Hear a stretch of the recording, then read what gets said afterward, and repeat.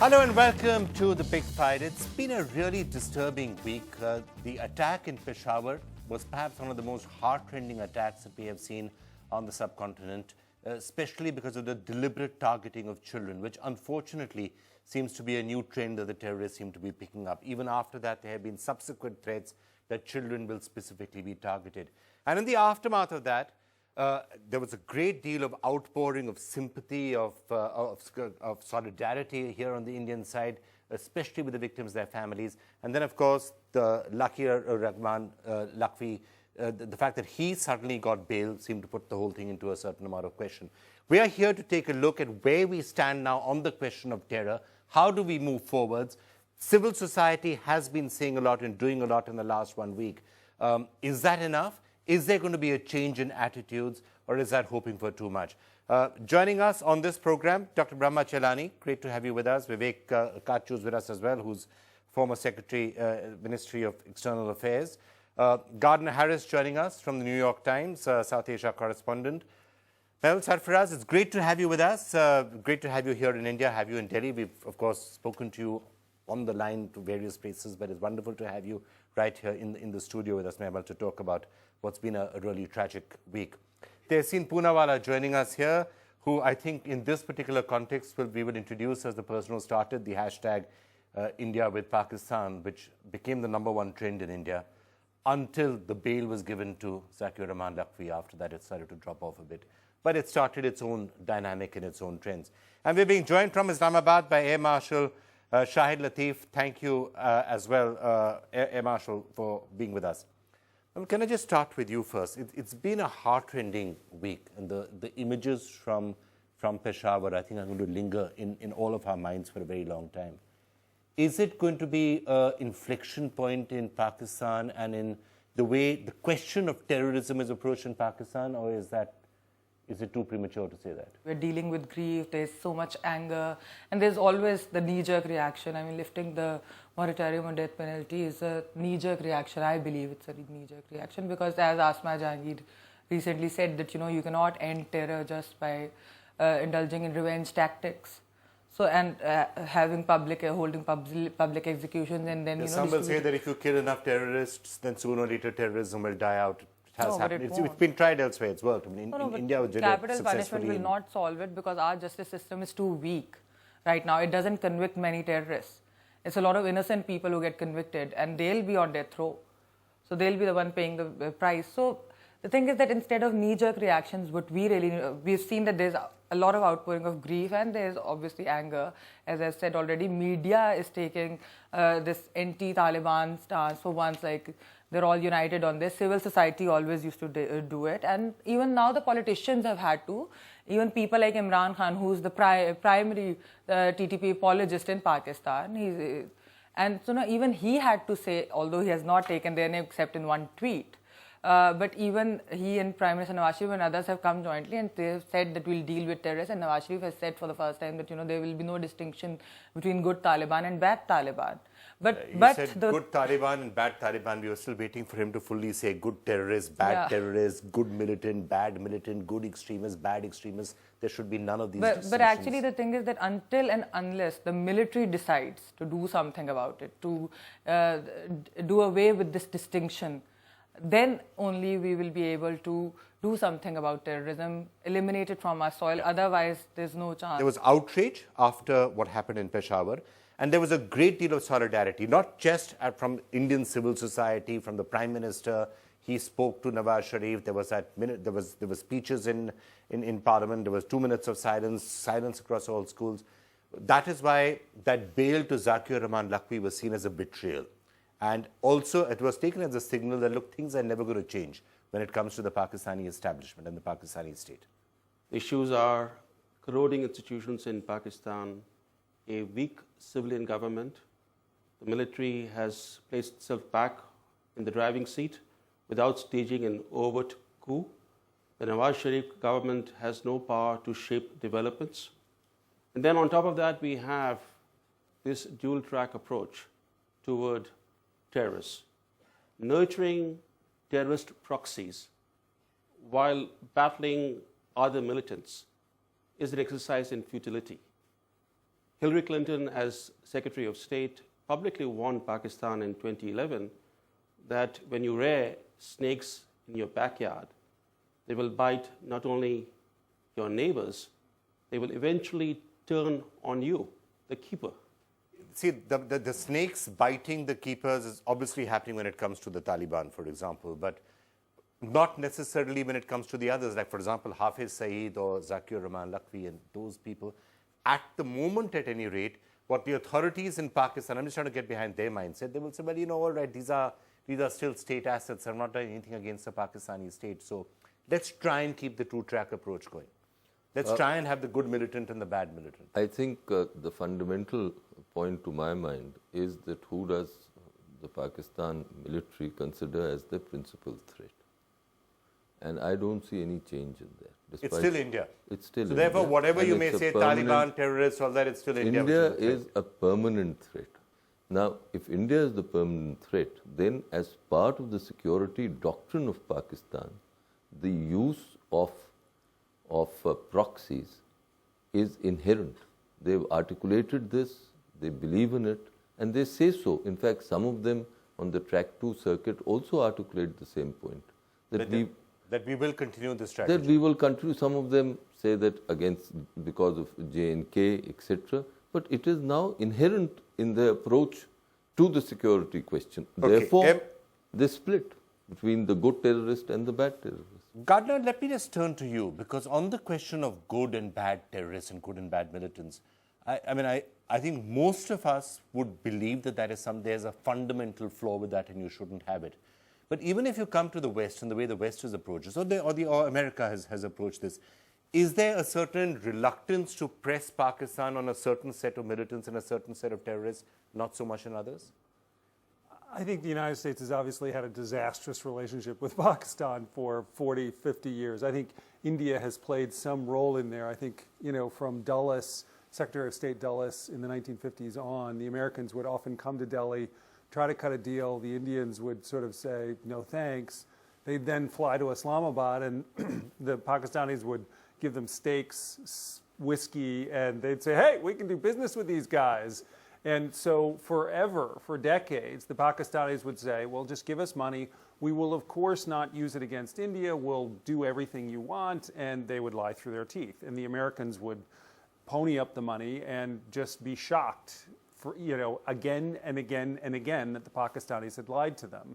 And I think now they're in this very dilemma, which is, of course, Pakistan has nuclear weapons. What do you do? There is this worry that Pakistan will become the failed state. But I think at some point, the Americans just simply have to walk away. Vivek Kachu, I'm sure you've, on many occasions, when you were ambassador to Afghanistan, when you were in the MEA, there must have been hundreds of times when, and I'll come back to the Pakistan issue, I want to go to the Air Marshal in just a couple of minutes, but there must have been a lot of times you've been tearing your hair out, even when it comes to dealing with the West and with other countries, to say, can you not see the double standards that are being practiced? I think the Americans have found uses for Pakistan at every critical stage. In the Cold War, it had a use, obviously, a strategic use. There were bases there in Peshawar. Yeah. Following the Cold War or during the Cold War, you also had the entire Afghanistan question. Strategic location is such that no one can deny its utility or its significance. And it's all negative. There was nothing positive there. So that is why I see the Americans remaining very, very wary of. So for example, Carter, let me throw another question at. I know you're not representing the American government, but let me just do for you. Come on. But let me just throw this out as a question. Okay, for anybody on the panel to answer, right. And something which often baffles me. For example, look at drone strikes. Right. There have been 400 drone strikes in Pakistan since 2004. More than 2,500 people have been killed in those drone strikes. And time after time, it keeps on happening. And sometimes innocents also get hit. I guess one of the fundamental questions that many could ask, and I'm surprised that this hasn't been asked often enough in the past, is why no drone strikes on Hafiz Saeed? Why no drone strikes on the person who set up the Lashkar-e-Taiba? Why not allow Zakir Rahman Lakhvi to be released from prison and have a drone strike on him the minute he walks out? But for some reason, the American government will also not carry out drone strikes on the Lashkar-e-Taiba, even though it's a declared terrorist organization. I'm not sure why not. Drone strikes on the Afghan Taliban leadership ensconced in Quetta, for example? The American drone strikes. You could argue that you're not completely sure where all of them are. No.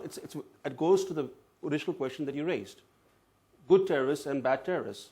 This is not just a Pakistani policy. The American drone strikes have all been concentrated in one region, Waziristan. I mean, there's a Let reason me just finish this. Let me just finish this. The people who are killing American soldiers on the battlefield in Afghanistan are not the Pakistan Taliban. They are the Afghan Taliban. The entire top council of the Afghan Taliban is sheltered in Pakistan, in Balochistan. There's not been a single drone strike, a single commando strike by the Americans, or a single airstrike against the top council of the Afghan Taliban. Would there be a completely different dimension to drone strikes if they started hitting people like Hafiz Saeed? There would be a lot of blowback. I mean, they cannot afford it because it will be a diplomatic disaster if they start hitting Pakistani cities. And like Lahore or Quetta or Karachi, they can't you can sort of say that, like, or Muridke, the implication that the Americans are somehow in bed with part of the Taliban is just false. Now, I think that there is some and sense. for the record, Vikram, I'd just like to say that you said that the Americans were fooled by the Pakistanis. I mean, Americans are not dumb. They knew what the Pakistanis were doing. It's just that they turned a blind eye to it because we were serving their interest, the military was serving their interest, and right. My argument would be that they never really ponied up. They never really came through. I don't so they really got think that it fooled mattered to them if there was Kashmir Jihad, if Pakistan was diverting the money to the Kashmir Jihad, as long as Pakistan served its purpose in the Afghan Jihad. So the Americans are not dumb.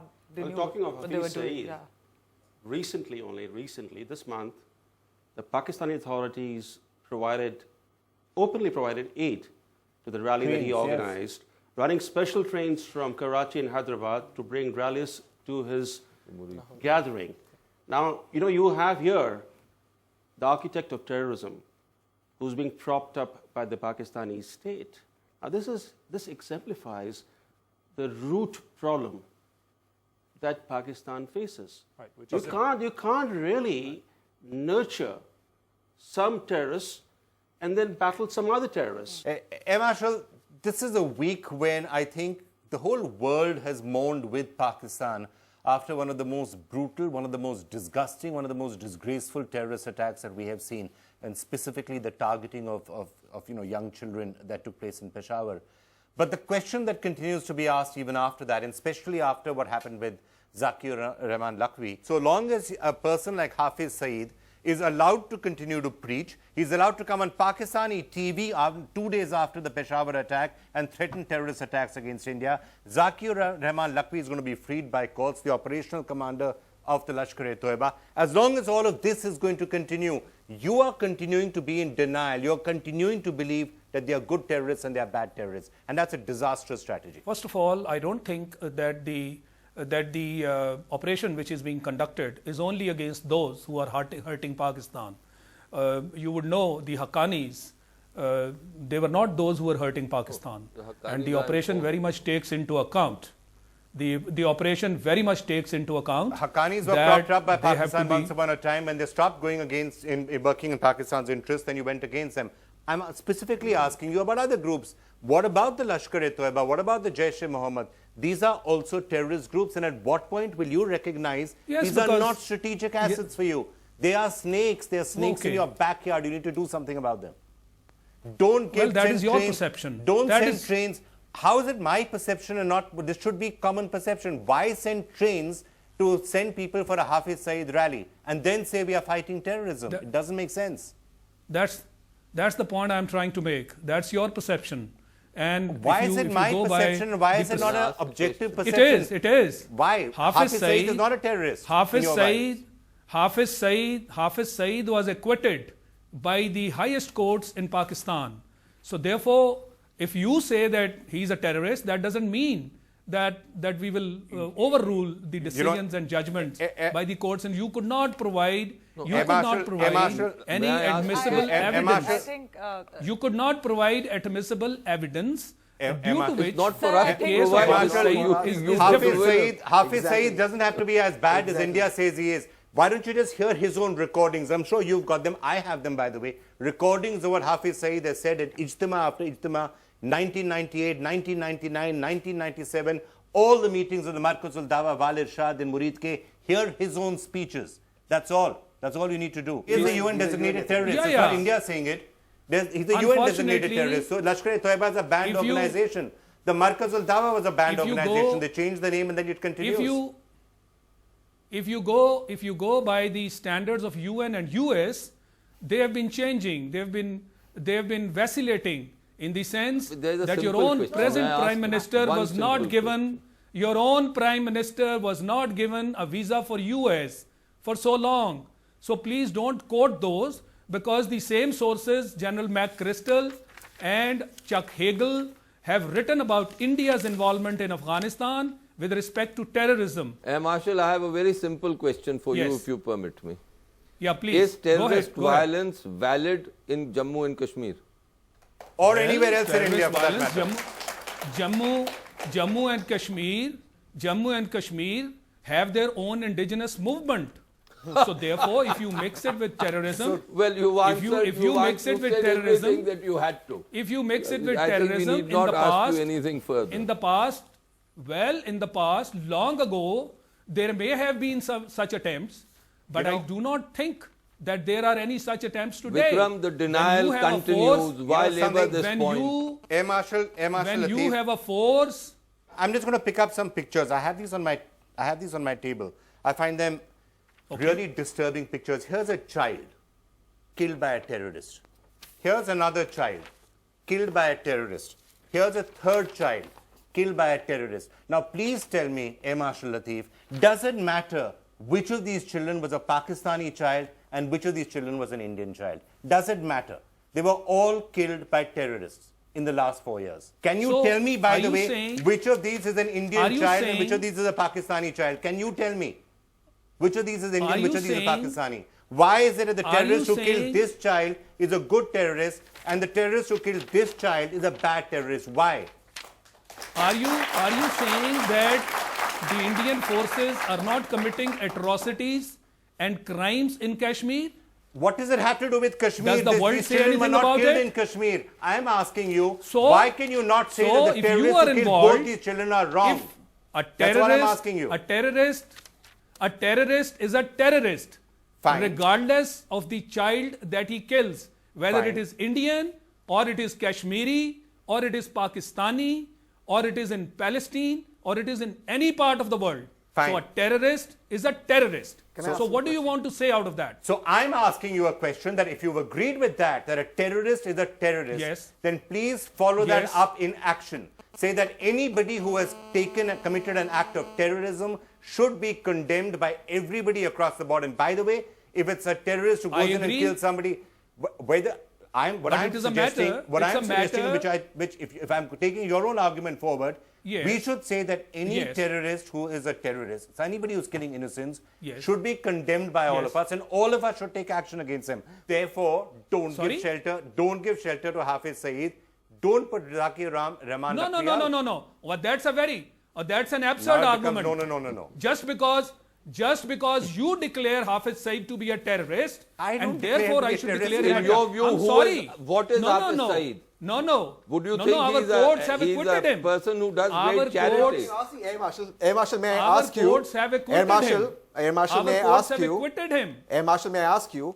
Even if we were to leave Hafiz Saeed out for a minute, why don't you return Dawood Ibrahim to India, who is an Indian citizen who's committed acts of terror on Indian soil, has nothing to do with Pakistan? Now, before you go on to the rhetoric and the lie that Dawood is not in Karachi, my own friends from Karachi play cricket every Sunday with Moeen, his son, in Karachi. He roams about freely, stays at the Moeen Palace. You should highlight this matter and fight it at the international level. If you have the evidence,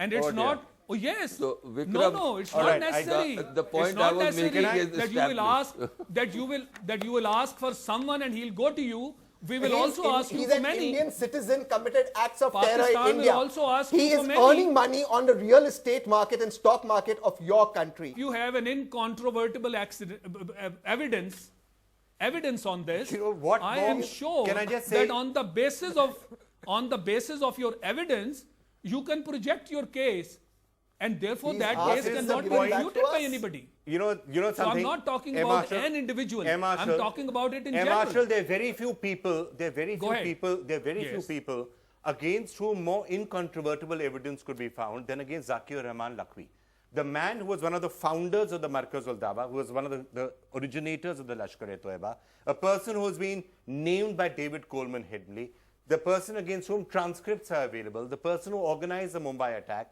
and all of these years, this is the person who, while he is in prison, is fathering a child through some mysterious circumstances. I'm sure the circumstances are not mysterious. How he was able to do it is somewhat mysterious. No, Vikram, the ISI chief visits him, and now he's out on bail, which means we can be sure that there is no way he will ever get convicted. Who is going to come out and testify against him in court, given that he's out on bail? And therefore, he will be acquitted. And once he's acquitted, you will say, our courts have acquitted him, now what can I do? Are you saying that while quoting Bombay, you very conveniently forget Samjhota Express? So, by all means, And what any and of what had the happened on terrorists, that? any you of killed, the you killed. look, No, why don't you talk about, then why don't you talk openly about it? because if you are wrong on yes, that, but I'm not would defending you be the wrong here because also? I'm not It defending is the terrorists who evidence- bombed the it is Samjhota the Express. evidence. So, okay, I If take if your you point. stop, No, just to Just hang on, Air Marshal, Air Marshal. Air Marshal. You hanged Afzal Guru, Air Marshal. your own courts hanged Afzal Guru because they said this is Vikram, the one second, sentiment just one of the people. On Samjhota They Express, could not sir, find sir, evidence on Samjhota against Express, him. may I tell you very humbly? So what I'll standards tell are you, you sir, setting? on Samjhota Express, and I'll tell you the difference between my country and Pakistan. On No, no, Samjhota you have an Express, answer one for second, sir, everything. please hear me That out. is not On the- Samjhota that is not Express, the it was perception our worldwide. sir, please hear me out. It was our agencies, the NIA, that found the terrorists, even though they happened to, as you say, from India. It was our agencies that found it, our agencies that arrested him, our agencies that are acting on him, and our agencies, despite the change of government, do not continue to pamper these terrorists. In the studio, they call them terrorists. The difference is in your country, you segregate between good terrorists and bad terrorists. Samjhota Express was found out by our agencies. We caught the terrorists, even if they were from our land, as of now. That is the difference between India and Pakistan, And I think sir. okay. No, you can't. You say that he was a terrorist, but then you also say this was Pakistan. Okay, can I, Mehmet, let Then me, you sorry, also Mehmet said was trying to say this something. was Mehmet Pakistan. also, yeah. I'm sorry, you're not as naive. You're not as naive as All the right. statements you are making. All right, Mehmet. Lakshmi You got bail, clearly he's not out on differentiate. bail because You the don't government call then, them you know, The government is, yeah. So Yeah, actually, call. But Air Marshal, one I second. said to Air Marshal, one Samjhota second. Air Express- Marshal, one I'd second. like That to ask Samjhota Express was Air Marshal planned to Air be- Marshal- by your intelligence agencies. Planned Sir, by our can you intelligence. please, This is what you I'd said. just Which is why like they've him been to read, arrested now and they're in jail. No, Vikram, I'd just like him to read Dr. Pervez Hudba's article in Dawn today, where he said that we are here because of this denial, because this differentiate between these good terrorists and bad terrorists. I mean, if Hafiz turns against Pakistan one day, will we then declare him a bad terrorist? We have to act out against everybody. We are where we are today. Pakistan is where it is So that is today a good because thing. of because If you are we quoting have this, supported it's a good thing. jihadi This might have been industry, happening in and the we past. need to I interfere. am We need to talking- stop blaming India. We I need to stop am- blaming Afghanistan, I- the US, Israel, or anybody else. We have to start introspecting. No, that's a fact. And we have to admit The that yes, connection- we have done.